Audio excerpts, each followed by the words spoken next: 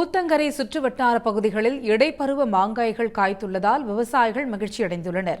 Season காலத்தை விட மா விளைச்சல் தற்போது அதிகரித்துள்ளது.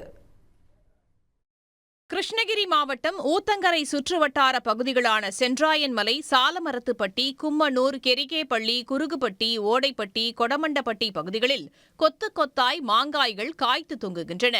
சீசன் காலத்தை விட இடைப்பருவத்தில் மாமரங்கள் காய்த்து பலன் கொடுப்பதால் கூடுதல் லாபம் கிடைப்பதாக விவசாயிகள் தெரிவிக்கின்றனர். மாமரங்களுக்கான பராமரிப்பு செலவு அதிகரித்துள்ளதால் அரசு உதவ வேண்டும் என்று மா விவசாயிகள் கோரிக்கை விடுத்துள்ளனர். சீசனில் மருந்து அடித்து காய் வர வைக்கிறாங்கன்னா எங்களுக்கு மருந்து செலவு அதிகமாகுது. இதனால் இந்த கவர்மெண்ட் அரசாங்கம் எங்களுக்கு இந்த மருந்து மட்டும் ஏதாவது ஒரு மானிய விலையில் கொடுத்தாங்கன்னா எங்களுக்கு வருடம் 365 நாள் எங்களால் மாங்காய் கொடுக்க முடியும். இந்த வில்லேஜில் பொறுத்த வரைக்கும் கிருஷ்ணகிரி டிஸ்ட்ரிக்டில் அனைத்து பேரும் மாங்காய் 365 நாளும் கொடுக்க முடியும். மின் மோட்டார்களுக்கான இலவச மின் இணைப்பு வழங்கவும் மா விவசாயிகள் வலியுறுத்துகின்றனர்.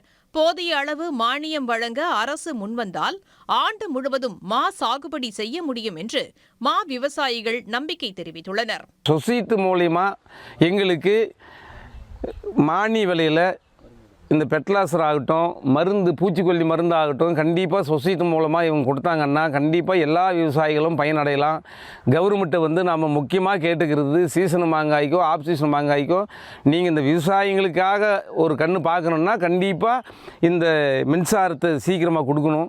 சீசன் காலத்தில் கிலோ 10 முதல் 15 ரூபாய் வரை மட்டுமே விலை போன மாங்காய் இடைப்பருவ காலமான தற்போது கிலோ 60 முதல் 70 ரூபாய் வரை விற்கப்படுகிறது.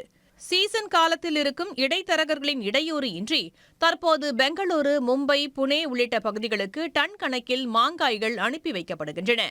சன் செய்திகளுக்காக ஊத்தங்கரை செய்தியாளர் ஜெகநாதன்.